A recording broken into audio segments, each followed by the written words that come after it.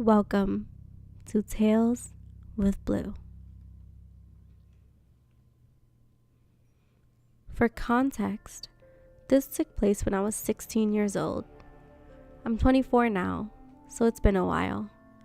But this was one of the many stupid things I've done in my life where I could have ended up dead or even worse.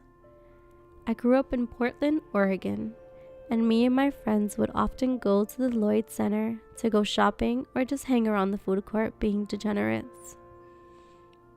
I was walking around the mall with my friend Crystal and my mom when a man at a pop-up kiosk stopped us. He said that he represented a modeling company and wanted to talk to us about modeling for their clothing line. I considered myself better looking than the average duck. Spoiler alert, I am about as plain Jane as they come. And so I promptly announced that I wanted to sign up for the modeling agency, which my mom quickly shut down. I replied with a, "You suck, Mom," which got me in trouble later down the line with both parents. But that was only the start of my woes. I convinced my mom to allow me and Crystal to go off on our own, and with a reluctant sigh, she allowed us to go off. Me, being the dumb kid I was, marched right back over to the modeling agent and signed myself up with my phone number and email address. He said that he would be back in contact with me shortly to set up an interview with the company. That night, I went home and saw that I had a friend request from someone that shared no mutual friends with me. Hesitantly, I added the person and a message popped up.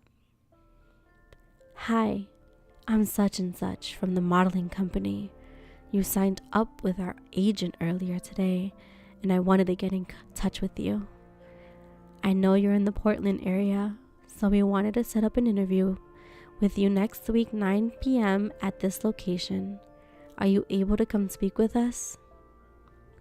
I responded with a maybe and logged off my computer. That's when my phone started to ring.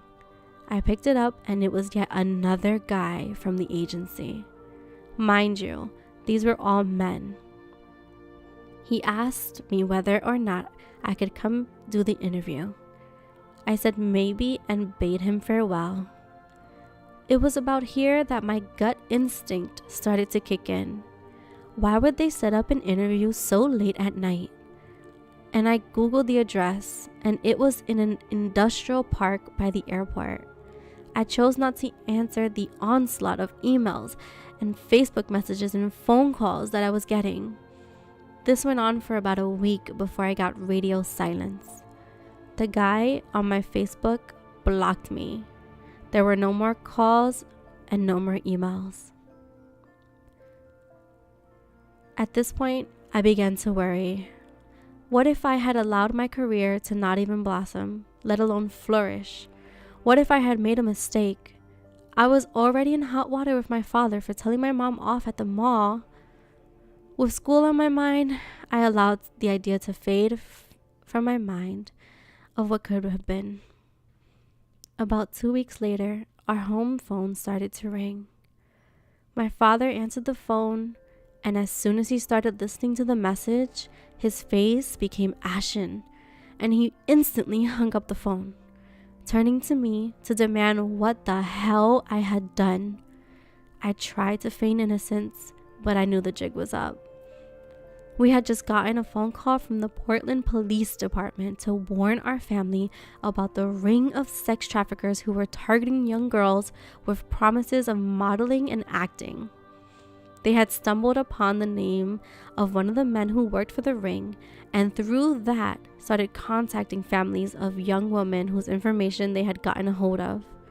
The worst part of it all, they had my family's address and a home phone number as well. I was grounded for the rest of the year, which was to be expected, but it was better than being carted off to some sex ring, so I couldn't complain. When I was finally allowed back to the mall with my friends, we walked by the kiosk where the modeling agent once peddled his false hopes and dreams. All that was left was an empty booth. So creepy, fake modeling agent, let's not meet again. This story was found on the subreddit Letsnotmeet and written by Nordic Nonsense. Thank you so much for allowing me to use your story. And thank you for everyone who has been here to listen. If you enjoyed this video, please make sure you give it a thumbs up.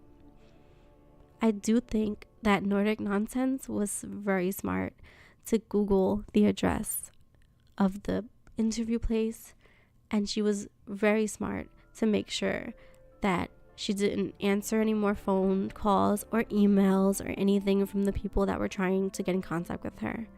It's super creepy and super scary that they had your home address and your home phone number.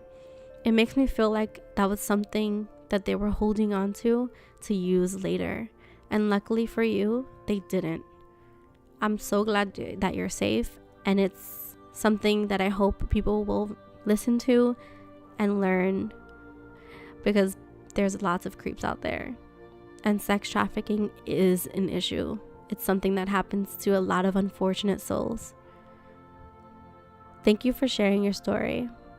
If anyone has any information or any similar stories that you would like to share, please leave comments down below. And if you would like to submit a story, feel free to contact me on Twitter. Or if you would like, let me know in the comments down below and I can get in contact with you. Thank you for listening to Tales with Blue.